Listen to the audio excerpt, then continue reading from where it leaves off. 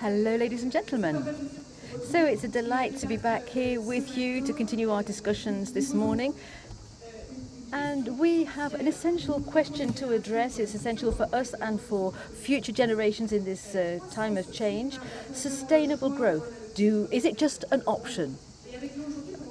And to talk about this, we have the pleasure of welcoming to the stage Pascal Donohoe, who is from Ireland. He's in charge of the Euro Group. Philippe Heim, who represents the Banque Postale, who just gave out that book award. We've got Ilham Kadri with us. Hello, Ilham. She's the Director General of the Solvay Group. And of course, we have Bruno Le Maire, the Minister here in France, Minister of the Economy.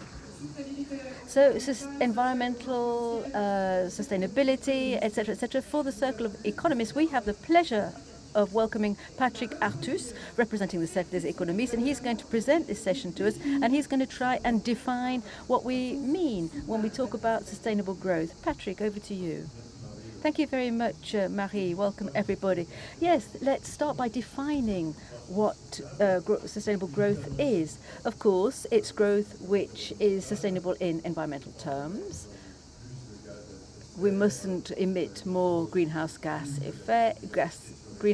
We have to reduce our pollution impacts. We have to be very frugal with our raw materials.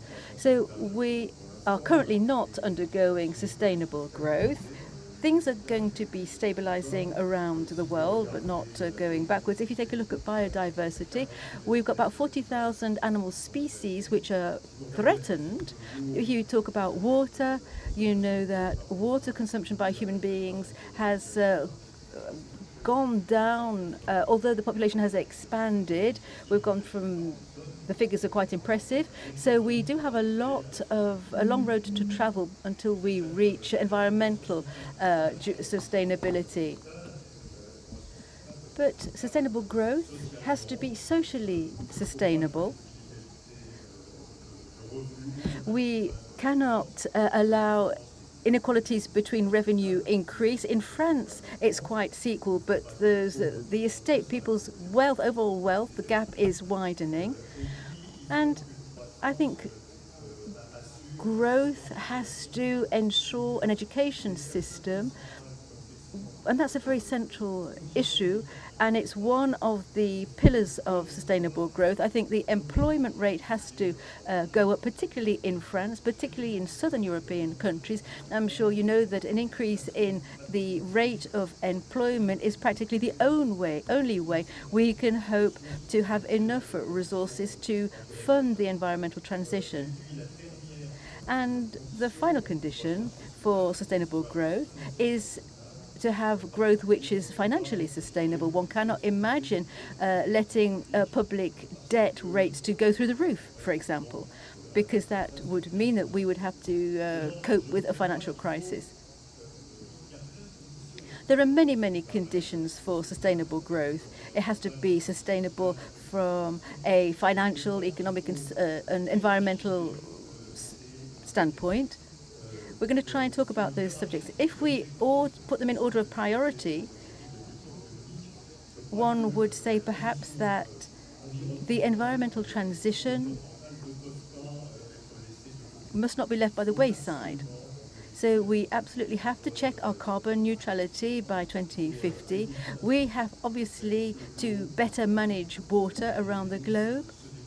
And those are just there's no debate to be had there. That's obvious. As far as financial stability is concerned and the stability of public debt, if it continues to increase, then sooner or later we will have a financial crisis, and that will call into question the state's capacities and buildings' capacities to finance the ecological transition.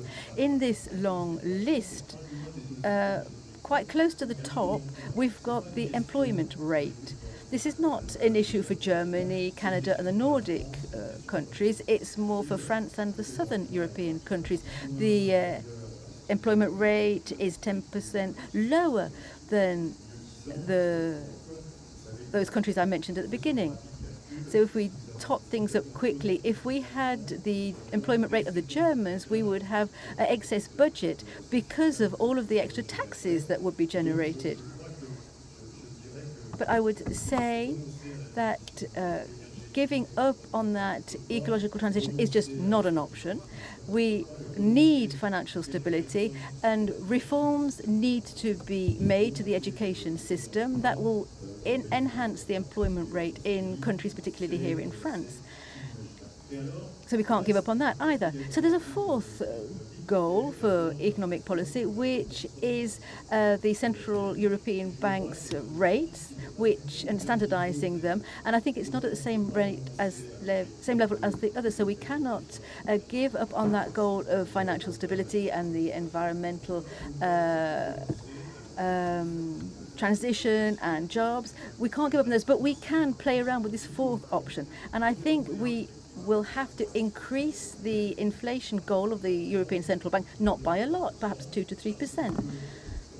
Because not now, but in a year or 2 years' time, that will give us the option of having an interest rate which is quite low, and that would mean that other policies will be possible. That would release room for manoeuvre with our budgets. We would be able to increase the public debt rate. If the rate is too low, you have less public debt, you've got less room for manoeuvre, and that, I think, is the most relevant way and the least dangerous way of satisfying the three conditions of this energy transition which I mentioned. I do not think that we can keep that goal of inflation. That's not a problem. It would be more problematic if we had to give up on the other three goals. Well, Marie, that's what I wanted to say in a nutshell. Well, thank you very much for that brief introduction. So the question that we're addressing this morning, do we really have a choice about this? Well, I can see everyone waving their fans. It's quite funny. And I think that the answer is definitely no, we don't have a choice, especially when we talk about climate change and all those fans waving around. So with economic policy, we do always have choices, of course. And as I was saying, there's the there's the choice of the status quo or negative growth. There's green growth, which Bruno Le Maire promotes, which brings me immediately to this very first question to open the debate. So are the words growth and green, can those two words go together? How can you put them together? And do we have any choice about this? Well, my answer is yes. And the answer to your first question, do we have a choice? I would say the answer to that is also no. So no, we do not have a choice here. It's an obligation. No, we cannot fail to speed up decarbonisation. Otherwise, it would just be impossible. I'm coming here to Aix 5 years ago. We were hot in Aix, but today you have to absolutely have a fan, and in 5 years' time it will be unbearable to be in this tent. So between life and death, you have to make a choice. If we want life, if we want a planet we can continue to live on, then obviously we have to adopt the climate transition. So let's save time on that subject. How do we embark on green growth? Well, first of all, you have to have growth. That is the prerequisite. Anyone who's talking about negative growth, no, that's a dead end. No other country on the planet is choosing that, not China, not the United States, not the African countries, which need growth. We need growth. And with the French president, for 6 years now, we've succeeded in having that growth. There are many countries in recession in Europe. In France, we are in a growth phase, and we have managed, you have managed it, you the entrepreneurs, all of you youngsters, all of you businessmen and women, you've managed to have results which seem to be impossible for France. We are almost at full employment. We've got growth now where we used to know recession. Once again, we are opening up factories in a country which had destroyed 600 factories over the last 40 years. We've created 100,000 industrial jobs in a country which had wiped out 2 million industrial jobs. We have become the leading financial market in Europe. The city is no longer in London. The city is in Paris. Industry is relocating to France. and we are being very successful in doing what 40 years in the past hadn't been possible. So we are being reindustrialized. We're very attractive for foreign investors. So in Europe, I think you can give us a round of applause for that.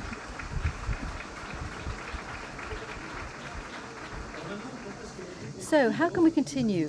First of all, we have to set a long-term goal. The goal which we could set all together could be to make France the leading green economy in Europe by 2050. I am absolutely convinced, for geographical, demographic and other reasons, that France can be the leading economic green power in Europe by that time. However, we must be clear-minded about the conditions we need to reach that goal. Let's look at 4 points. We need to break some taboos.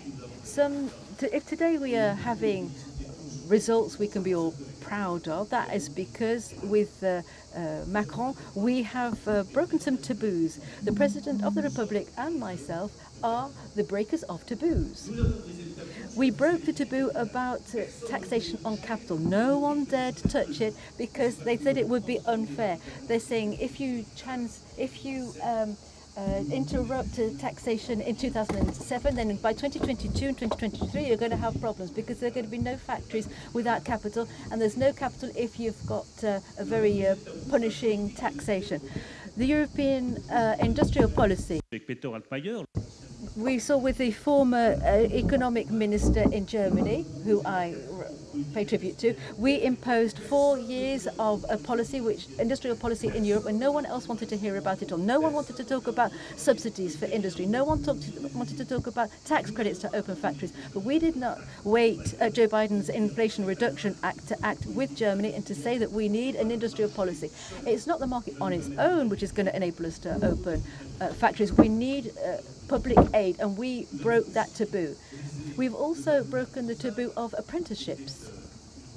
That was a kind of dead end also, but now it has become a pathway to excellence. And I think we have to continue in that very free spirit, that transgressive spirit, so that our economy can succeed as well as it possibly can. And I'm really happy to hear Patrick Artus.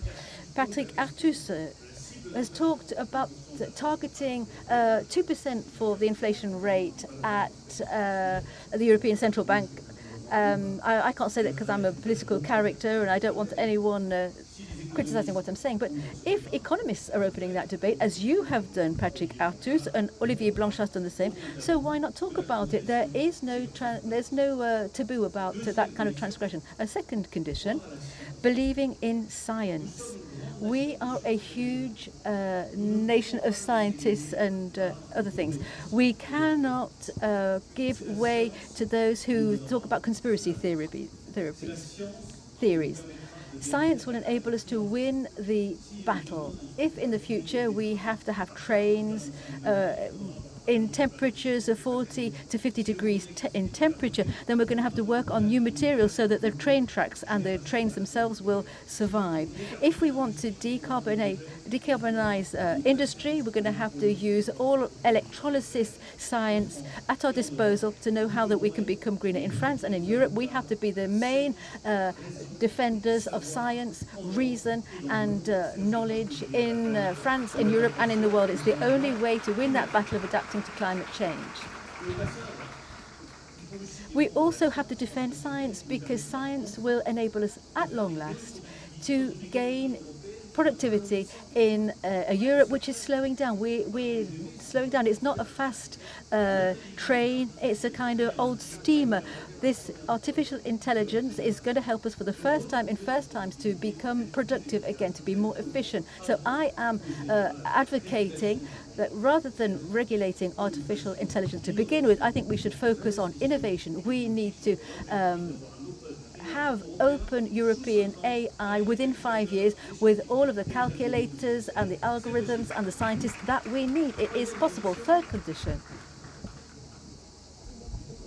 We've got to work hard. That is the less pleasant thing to hear. bit simple, a bit natural, but we really do have to get down to work.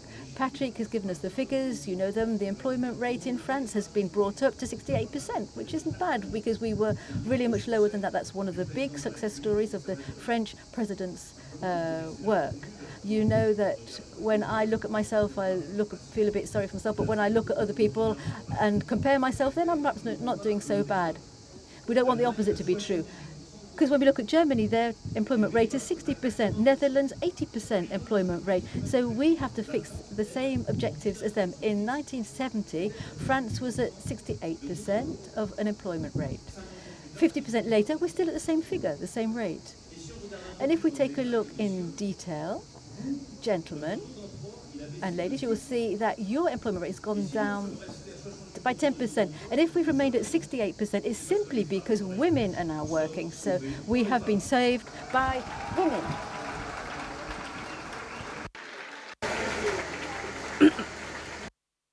So we have to raise the employment rate in the country. It will solve our problems of productivity and also our problems of public finance that I don't want to talk about today because I would ruin the mood of this meeting.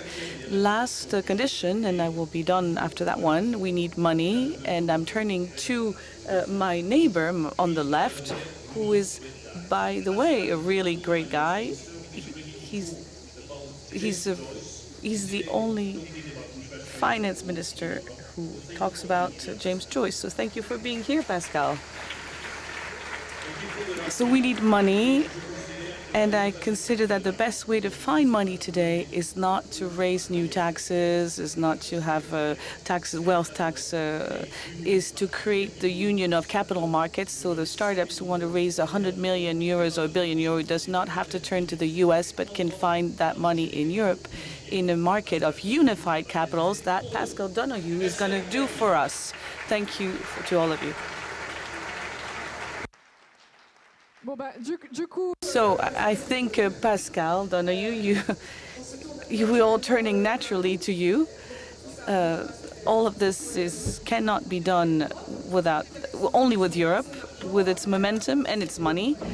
We know there's some contradictions within Europe, but how, after what Bruno Le Maire described, how do you make this growth sustainable, and what do we do to protect the sustainability of public finances, which is a topic that Patrick brought up as an introduction in a context where debt is degraded, where indebtedness has been degraded with all the many crises that have occurred. So this is your answer to Bruno Le Maire. So comment est-ce que je vais suivre Bruno? Alors, bon, moi, je m'excuse, je vais devoir m'exprimer en anglais aujourd'hui parce que je veux vraiment répondre de mon mieux à cette question très importante. La politique, il s'agit de choix. Si l'économie est la science de faire des décisions, la politique doit être également l'art de prendre des décisions, d'évaluer les compromis et de prendre des décisions et ensuite de faire des arguments. Here in our tent. So please bear with me as I just introduce 3 figures that I hope will demonstrate the complexity of the decisions that we must make, but also how important they are. So the first figure is 17.2. The second figure is 1.1. And the third figure is 3.2. So the first figure, 17.2, is how hot the air in our world was on Thursday. And it is the warmest and hottest day since records began, probably meaning we had the warmest week since records began in our world. The second figure of 1.1 is the growth for the euro area for this year. And the third figure of 3.2 is the average level of borrowing across the euro area. And the complexity of the decision that we all have to make is the relationship between those 3 figures. how we can have a civilization and a world that is still safe for us, for our children in the time ahead, and how through managing economic policy, we can also deal with the economic challenges that have been identified so well by Bruno in his address to you. So I want to illustrate those challenges by also introducing to you a third E of sustainable growth. So each of my colleagues have talked about growth in terms of the first E of economy, the second E of the environment, and I want to introduce the third E of the electorate, which is how do you maintain public consent and support for really complex decisions in the time ahead. And I'm really convinced a big part of how we can do that is the fourth E, which is the role of Europe and the role of the European Union. So all this was brought to life to me very recently in a visit that I made to a secondary school in my constituency. Like Bruno, I'm very, very proud to be a politician. I spend every Friday in my constituency meeting the people who elect me. And as part of this, I quite regularly go to schools. And I was making a presentation about this theme, about the need to invest in our future, and also about the need to be safe in our public finances so we could deliver this investment. And a 15-year-old student was seated in the front row, just like our friends are here now. And he put his hand up, and the school that I was in was the secondary school that I went to. So I used to wear his school uniform. And he said to me, why should we be investing in tomorrow or thinking about safety tomorrow if my family and I can't get a home today? And it is that reconciliation of the challenges of today with the opportunities and needs of tomorrow that cuts to the heart of sustainability.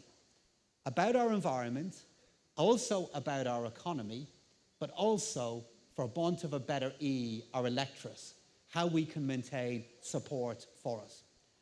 And one of the reasons I'm so privileged to be here with you all today is to sit beside Bruno. Because not only is he a true leader of the economy of France in responding back to these challenges, he's also a leader of our efforts to do this in Europe.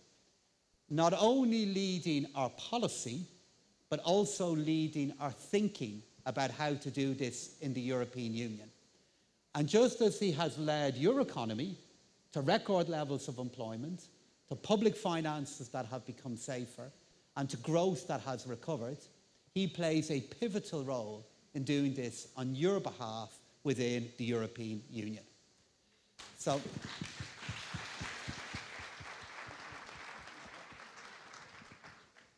this leads then to the challenge about how we respond back to this concept of sustainable growth. And for me, it's not academic. For me, it's not an issue in a festival or even an issue that's abstract. For me, it's always about that young teenager in the school that I went to asking me about what is the balance between today and tomorrow. That's the balance. That's what it's about. And for me, there are a number of critical ways within which we need to do this. And I'll just pick out three. Growth, our public finances, and then how we invest in a greener future. So if I pick the first one about growth, what is so important for us, and I go back to the 1.1 that I mentioned earlier on, is it's not just the level of growth, it's also going to be the composition of that growth, the kind of growth. And that is why the work, for example, that is happening here in France, that I know Bruno is leading, in relation to a new green economy bill and thinking about the sustainable industries of tomorrow and the jobs that they can create is essential. Because part of the answer to the teenager that I serve is telling him that he will have a better job soon than is available to him at the moment. And a big part of that will be investing in greener growth. Secondly, it is also about safety in our public finances. It is about reducing the level of borrowing that we have. It is about bringing down our debt. And I know that it's difficult. I come from a country that experienced the real challenges of when you lose control of your ability to have safe public finances. I never want to see that happen again in Ireland. I certainly never want to see that happen in Europe. And that is why the work that we do within the Eurogroup to coordinate our budget policy, the debate that we are having on our fiscal rules, will be about safe public finances, but also how we invest in a better future tomorrow. And then the third part of it will then be your savings, your capital, your banks. We have such an investment need here within Europe, but we don't use European savings to invest in European jobs and European economic growth. And we need to change our capital markets, change how our banks work to make that happen. This is not particularly dramatic work. It's not the work that you will be chanting for us to deliver, but it's work that if we gradually do can be transformative in nature. And then I'll come back then to the final E then of Europe, because the reason why the European Union is so important in this is because it has the institutions, that make such a difference in the European Union, in its budget, Next Generation EU, the work of the European Commission, but also if we are all doing the same thing together, the mutual benefits that that delivers are so big because we coordinate our efforts. So the greener the French economy, the greener the Irish economy, the better chance that we have of accelerating our efforts together to become greener. So for me, the European Union, our institutions, the Commission, the European Investment Bank, have all such a vital role in reconciling those different elements of growth that I identified at the very, very start. So I'll just end on a note of acknowledgement of where we are. One of the many things I learned about this wonderful part of your country is that it is here in your community that Émile Zola and Paul Cézanne were friends. And as a very young reader and an appreciator of your art, I used to see Paul Cézanne as a great artist of nature, and I used to see Émile Zola as a great novelist about the impact of economic change on cities. And it's how we reconcile our nature and economic change that is at the heart of how we can do it.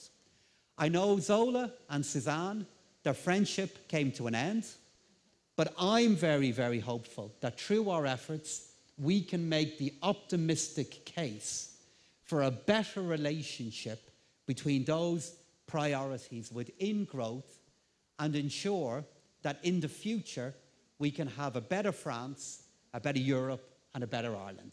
Thank you.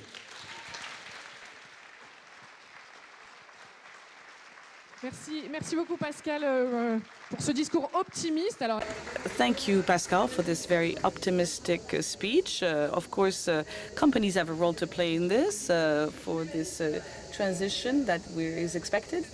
It's a huge challenge. It is a very costly challenge for your companies. How do you, Ilham, how do you deal with this transformation? I'm very happy to be back in Aix, even though it's, of course, hotter and hotter. It's very hard to speak after these three gentlemen. Patrick talked about the climate urgency, but the urgency of water, biodiversity, etc. Mr. Minister Bruno Le Maire, he praised the science and he praised women, so I like that. I'm a woman and I like science. And Mr. Donohoe really enjoyed his call to the young, because we really need to embark the young ones in the way we approach research. I represent industry today on this panel, even chemical industry that represents between 6 and 9% of global, greenhouse emissions global worldwide. It is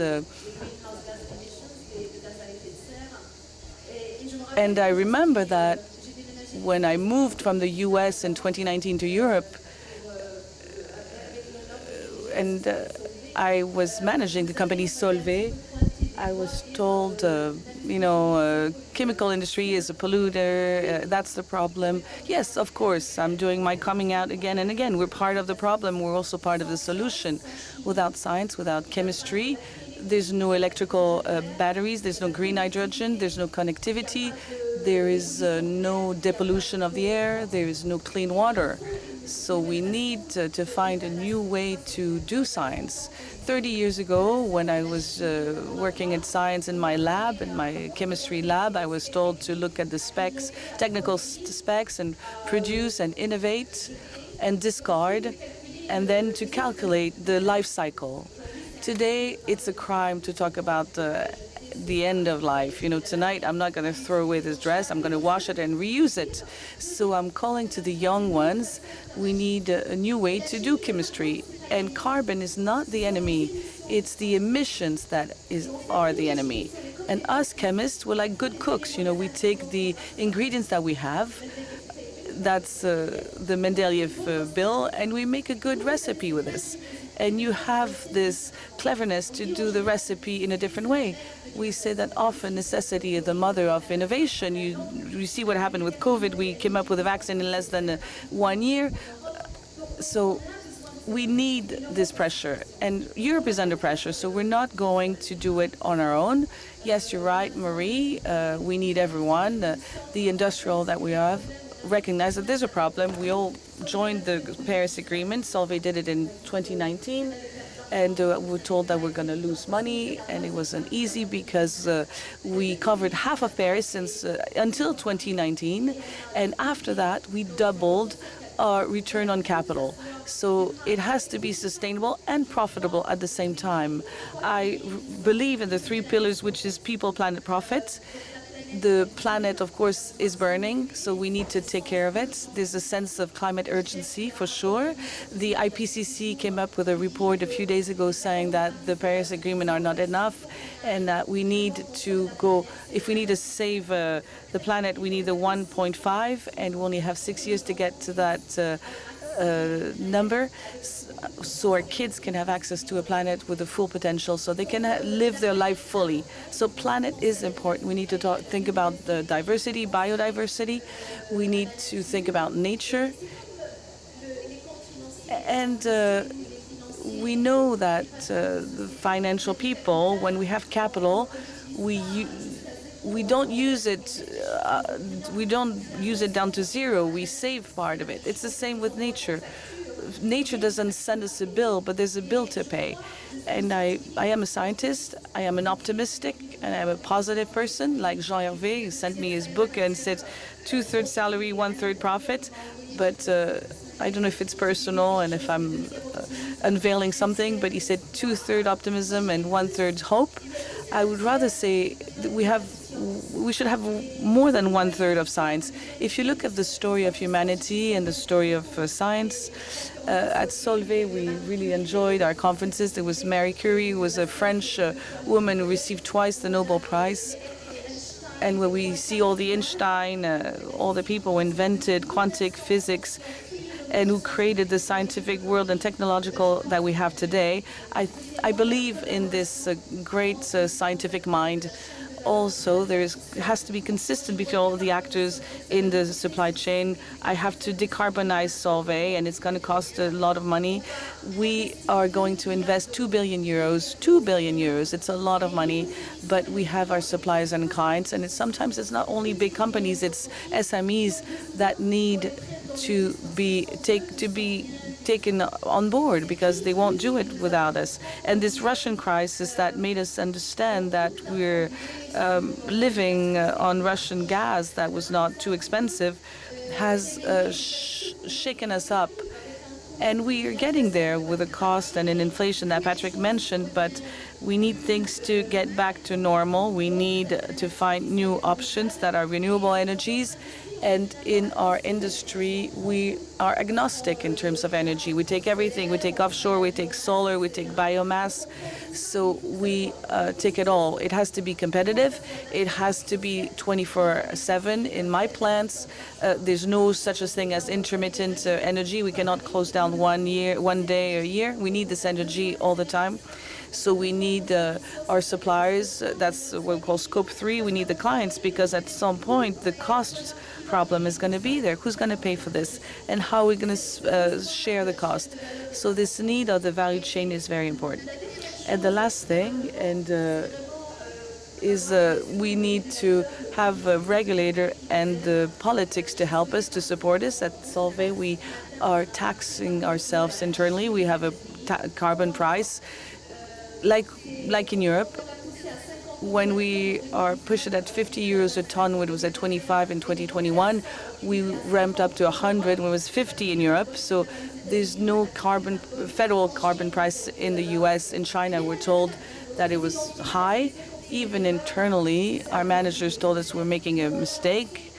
But we launched it, and we don't regret it today, because this internal carbon tax allows us to reinvest in our own projects that are green.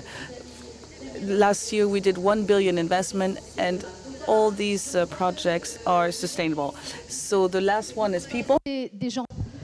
Let's leave nobody behind. That's what Bruno Le Maire said.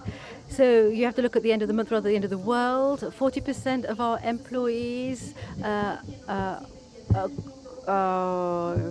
happy. There are many Europeans who need to be upskilled, reskilled by 2030. We've got digital technologies, AI, ChatGPT, which are all revolutionizing many, many professions. And so we're going to have to be aware of the fact that we have a social role to play, first and foremost. And I want to save the planet, because human beings live on the planet. We love human beings at our company. And I think industry has a role to play here, not on its own. We need the public and private partners as well. We need systems that are sustainable in terms of ecology. They need to be inclusive and also profitable. Thank you very much, Ilham Kadri.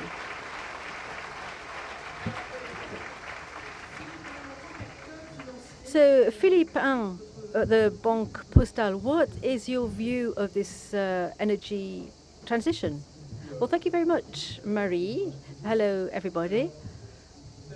The theme of our panel, sustainable growth, do we have a choice? Well, Patrick said that, no, there's just no discussion about it. I would say that this is a subject which is being discussed. Let me give you an example. Last week, we organized at La Banque Postale an annual event. We had business leaders, economists, we had representatives of NGOs, and for 4 hours, the moderator of Facebook blocked the re-streaming of our event. They deemed that we were talking about sustainable growth and how to adapt to the ecological transition. They thought it was a subject which was not acceptable. Just to let you know that, as the minister was saying, we have to combat all of these people who want to keep us in the dark. Yes, this sustainable growth, we don't have any choice in the matter, no.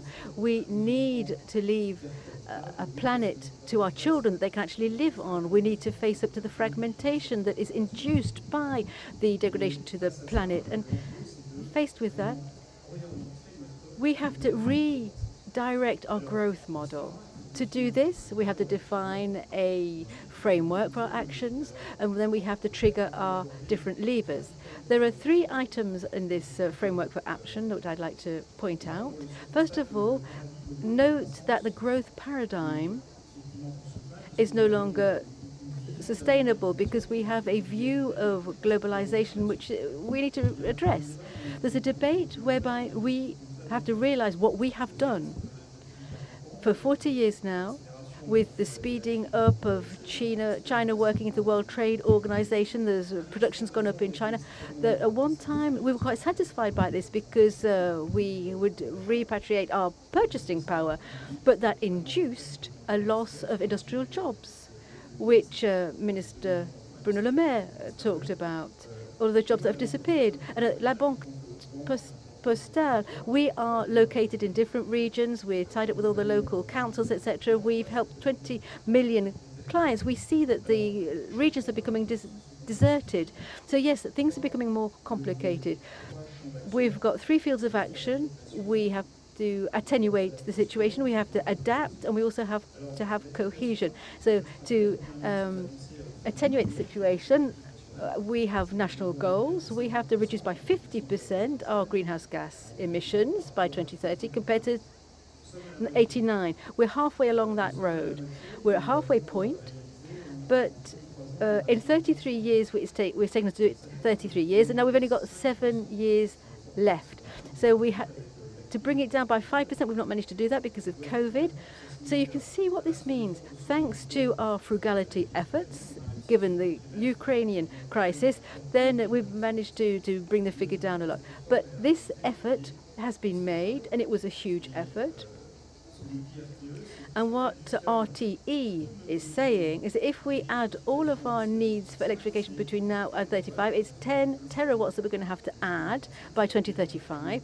That means a nuclear plant per year. So you see the needs that we do there. So adaptation, the 1.5 degrees has not yet been won. As the minister said, we need to adapt our infrastructures, and we need a railway network that can function in a heat wave. And that's going to be problematic if we're going to have to replace domestic flights by train travel. So we need to adapt heavily. We also need a lot of cohesion. As a bank, the Banque Postale, we have 20 million clients, and often they are very underprivileged. We carried out a survey with a think tank, and just I'll tell you the results quickly. The double-pronged trouble of being poor. Those who are most fragile today live in the smallest housing units. Their insurance is the most expensive, and they use cars which are really ancient and with very high insurance, which consume a lot of petrol. And we see that in this transition, great efforts of cohesion are going to have to be made to make sure that we remain a community, that we stay together. We're going to have to act now. We're going to have to tackle another thing. We have to trigger these levers for mobility. And I really do believe that in France, we have programmed our efforts. We've got a Secretary General who's in charge of this programmation. But the Prime Minister has given us a framework. Half will be businesses, a quarter local councils, and a quarter individuals. And let me finish with a point dear to my heart. This is a cooperative framework, and this isn't intuitive. All of the players have to get on. We have to add all of our efforts together. And there's a testimonial from the financial sector, which is quite different. Brings me back to where I started. The financial sector is structured in alliances. We've got banks, asset managers, insurance companies.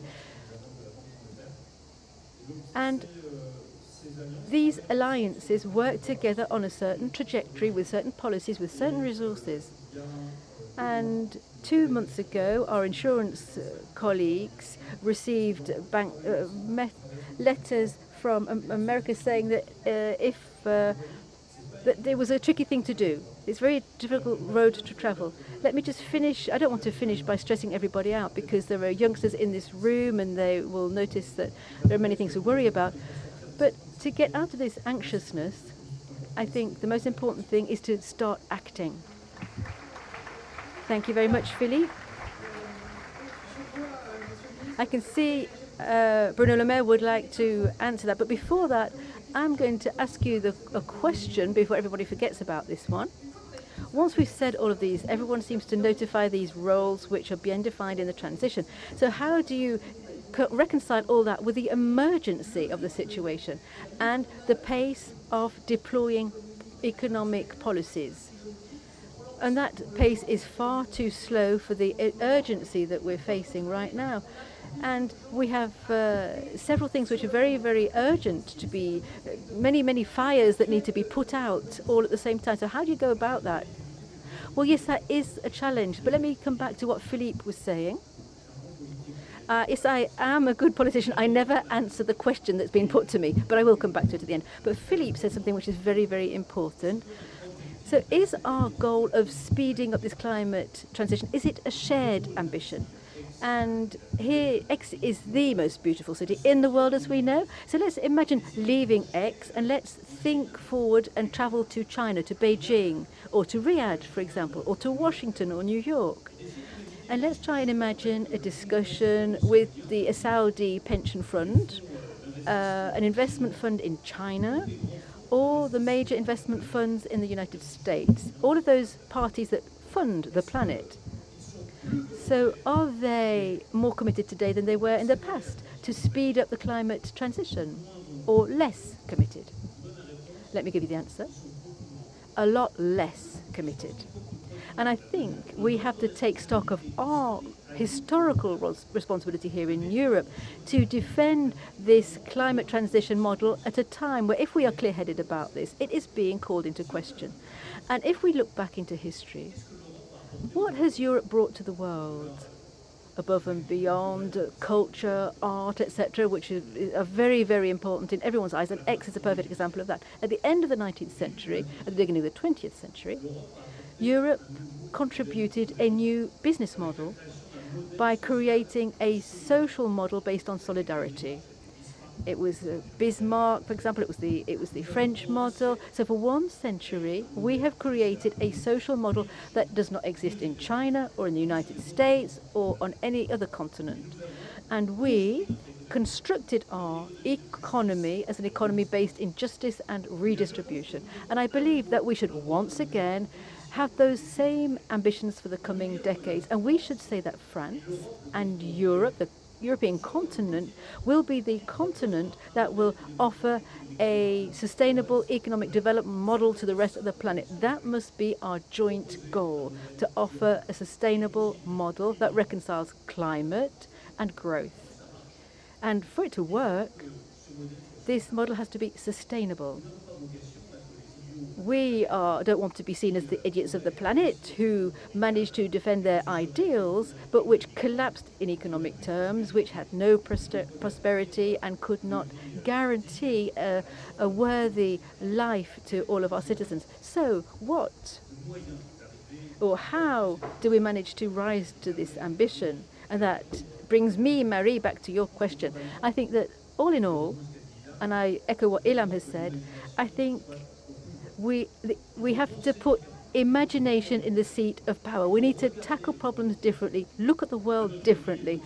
Our daily life, the way we use these clothes that we throw away so readily, how we use water and industrial processes, which mean that we can issue or emit less carbon in industry. Let me quote an example.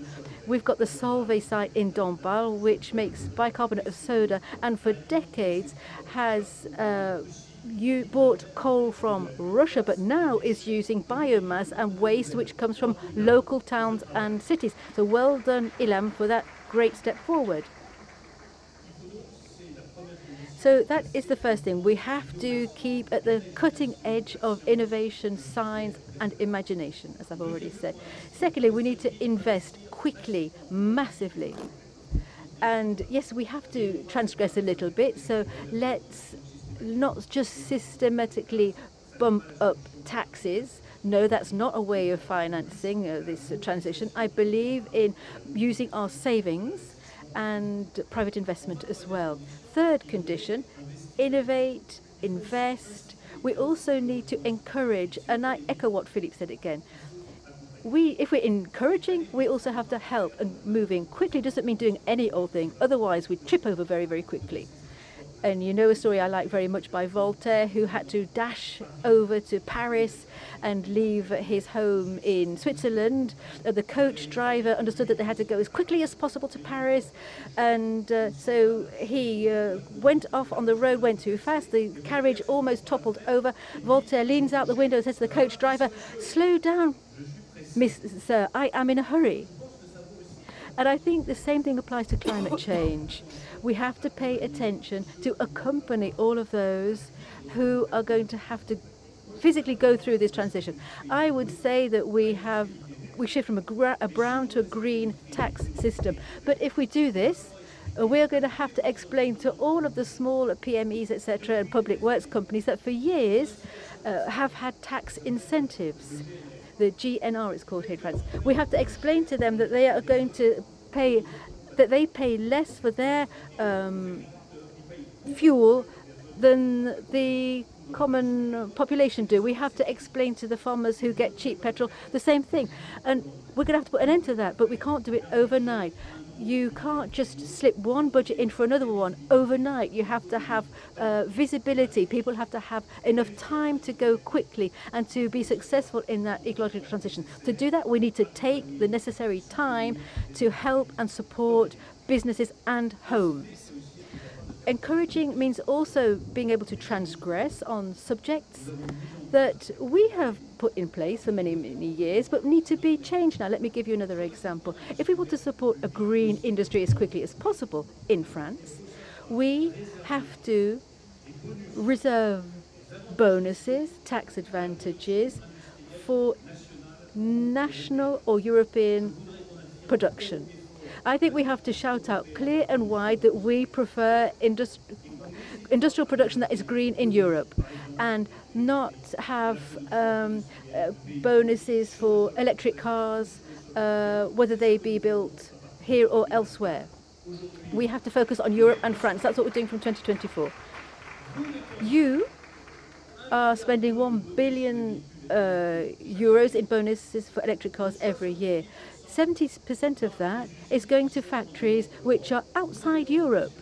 So you, taxpayers in France, are not meant to be financing the development of car factories in China. And we have to be transgressive about this. We have to say it clear and loud, and we have to prefer Europe. So that is my conviction, Mario. Going quickly does not mean doing any old thing. Going quickly does not mean erasing the values of homes and industries. It means being imaginative, and imagination is the only way to win this climate battle. Thank you very much, Minister. Yes, we have to take our time and do things properly. But to Pascal Donohoe, I'd like to turn to you again and play devil's advocate. So does that not mean Europe is a bit too kind of heavy with all of the papers and all the technocracy and everything? You've mentioned that competition in Europe. Will it be able to withstand all of the rest of it? I am convinced that Europe can rise to this challenge. I'm very conscious the session is coming to an end. We have other speakers who want to come in, so I'm going to make 3 points. Firstly, such is the scale of our challenge, I believe pessimism is irresponsible. And I make that case to you because every small change that we can make in our economies, in our societies, in the performance of Europe, if we make small changes quickly, country by country, business by business, citizen by citizen, the compounding of all of that can make a difference. And I'm deeply aware that the growing anxiety, the growing sense of existential dread regarding what climate could mean in the future, at times can be a cause of fatigue for acting now. But that is why Europe is so important, because by acting together, we can make a difference collectively. My second point is to underscore what each of my colleagues to my left have said here, that it is partnership between the public and private sector, also here in Europe, through having a legal and policy framework that incentivizes that collaboration, can be at the heart of how Europe can do something differently, just as we have done in our past. And finally, with regard to what's happening in China, what's happening in America, ultimately, as important as subsidies are, and as important as competitive tax policies are, that they can't be all of the answer. Because what we're also trying to do is respond back to the other challenge regarding how our public finances over time can also be more sustainable. And that is why the policy decisions we make, the legal decisions we make, and the impact they have on our competitiveness is something we need to have renewed focus on. And I believe in particular, our Commission has a role and responsibility to play with regard to that. But I do want to end on a note of cautious optimism. Europe has shown in the past, France has shown, Ireland has shown our ability to respond back to challenges that at times look intractable. And the fanning of fans here in front of me and the certainty that more of you will be doing that in the future is a reminder of the need to act. Merci Pascal. Alors, peut-être pour un peu. Thank you, Pascal. Ilham, if we want to talk about a few concrete things, you told us what you're doing to get on with this transition at Solvay. This turn, very concretely, do you have any recipes, any tricks that could be interesting for everyone? How do you make that move, the transition move that would... Mr. Le Maire said it, it's a transition, and sometimes you have to go slowly to go faster, because if you go too fast, you're going to go there alone. It's better to get a lot of people on board within your company or within the supply chain, the suppliers and clients. And at Solvay, it was quite interesting, and I'm going to tell you that story. When I arrived in 2019, we're not aligned with the Paris Agreement. Would cut in half about what Paris agreements asked us to do. So you remember the game of Apollo 13, bring people back on Earth. So we have a lot of know-how. We're a company of 160-year-old, and they came back with some projects. But they told me, Ilham, just do only one time Paris. It's going to be costly, and it's going to impact our profit negatively. So to make it short, 4 years down the road, we have 59 projects today on decarbonization of our industry, of our assets. We have about 100 plants in the world, and it's not only in Europe, it's America as well, with the largest windmill farms in the US. We have a lot of PV panels as well that decarbonize the polymers that go into the electronics, for example. So that's good, because the clients were prepared to help us and pay for the product. So these 59 projects allowed us to suppress 200 cars per year. We need to do 3 times more, and we don't know exactly how to get to carbon neutrality. So I committed in the name of the company. It's very good that all the CEOs and men and women, we get committed for our predecessors, because in 2040, 2050, I won't be here anymore. I will be retired and I'll be happy doing something else. But if you take that commitment and that the board of the company takes that commitment, it's a solemn moment. It's a moment where you tell yourself, are we serious for the people who are going to come after us? Yes, it's the 2 billion for a company like Solvay. We calculated the cost. It costs a lot of money, but the cost of not doing it is higher than the cost of doing it. So that's our reason for being. That's our belief. And we won't be able to do it alone. We need the whole supply chain. We need the value chain. We need the local authorities. What we've done with the partnership with Veolia, we're going to build the biggest heater ever built in France, or maybe in Europe, that will use waste, that will recycle. We will recycle your garbage. And if we use your garbage, they're not called waste anymore. That's called circular economy. So it's 9% of our sales. It's circular economy, and we need to do it 4 times or 5 times more than that. So it's a call for action. It's a call for collaboration. We need to collaborate throughout the value chain. I also chair a non-profit. We have 30 companies. We work on what we call the Scope 3. We need to have an end-to-end terminology with clients and suppliers. We need an energy that is affordable 24/7. We're really agnostic. Solar, biomass, any form of energy. Nuclear, yes. We're building our own small nuclear reactor in the US to decarbonize, and we also need a change of behavior, and we need that there are humans managing all that with a very scientific focus, because science, I've always said, that what is not possible tomorrow may be possible the day after tomorrow. Sorry, I made a mistake. What was not possible yesterday may be possible tomorrow, and that gives me a lot of hope. Philippe Ilham explains it very well. We need to embark everyone on the project, clients, suppliers, stakeholders. How do you manage to embark populations, regions, when it requires a lot of efforts for them? You see that every day. Thank you, Marie. It's a very important question. And I can also tell you the testimony of the Banque Postale, who is the first donor for local collectivities, authority collectivities. The cost of action is way higher than the cost of inaction. Disorganized transition is 15 points on our GNP, so we need to act. The regions have a key role to play, because it's really the meshing of the country, the relevant meshing on the ground to build the projects. The financial needs are huge. We have estimated that by 2030, which probably increased annual investment from 6 to 12%.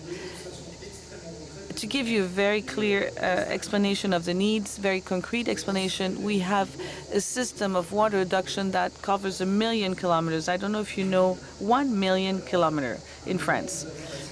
At one point, at the time where we have drought on all our territories, we have 20% of the water capacity. That's just an illustration. So that covers 20% of the water supply. What I wanted to say is that there are needs to help the regions, the banking sector, and I'm speaking in front of Eric Bompard from the Caisse des Dépôts. We can associate some financing instruments. We could do financing over 30 years, 40 years. So what's going on? What's happening now? What's happening is we don't have enough projects. That sounds like a paradox. We have a sense of urgency, but at the same time, the financier don't have enough projects to finance the regional projects or the company projects. And it's to the point that today our supervisors, the ECB, are worried about a speculation bubble. If there's some, managers or representatives of local authorities in the room, please come up to me, because it is very important. The action is very important, and regions have a really important role to play. How can we support them? I have a minute left. So, for us as financial actors is to create value. Value is not just a dividend, a social dividend. Value means how we're going to support this transition. We work today on an approach that is going from the yield return yield and risk, and we want to go from yield, risk, impact. That's what we want to do. To make it very concrete, for example, we launched a mortgage with impact this week. It's very important to us to measure the energy yield of a property, to measure if that property finances probably people who are owning a home for the first time. It also contributes to the environment. There's a whole scheme of value that will be very relevant on how we work with regions, companies, and private individuals. Thank you, Philippe. Mr. Minister, dear Bruno, a lot have been said. A lot of fascinating things have been said. You have the last minute to conclude. I cannot conclude on this subject. First of all, I would like to thank each of the speakers for the quality of their speech. And I would like to turn to all of those who are not convinced, those who believe that climate change is a secondary challenge. There are many of those in France and Europe. I would like to tell these people what Ilham and Philippe said very well. We cannot afford not to address climate change. It is completely ridiculous. It will cost us a fortune to repair the consequences of climate change. It will cost us a fortune to pay a bonus, an insurance premium for houses that will not be able to be insured tomorrow on the French territory, as in the departments, outside of France, the regions of. You have millions of homes today that are threatened by all these issues. Your house is cracking up. Nobody will want to insure it anymore. All those houses also that are built near the ocean, they won't be able to be insured any longer. So we cannot afford not to act. I hope there are many people convinced in the room. It depends on you. We, the states, the public policies, we commit to give you the best possible framework to be a great nation of green production. But then imagination, creation, investment, opening up plans, creation of these startups that will invent new processes that will disrupt what we have now. It is up to you. I am very enthusiastic for the climate. You have to be 100 times enthusiastic as your political representatives. It is with enthusiasm that we'll be able to disrupt and change things and leave a better planet for the world. I have 4 children. I know many of you have children in the room. We all have the same desire. When we retire, as Ilham said, it will happen one day, but it will happen at some point. We all want the air that we breathe is pure. We all want that our children don't get sick from asthma as it is happening today. We all hope that they will be able to see the glaciers and will know what it is. We all want them to be able to swim in the sea without having plastic pollution every time they swim in the sea. We all want that they can breathe normally.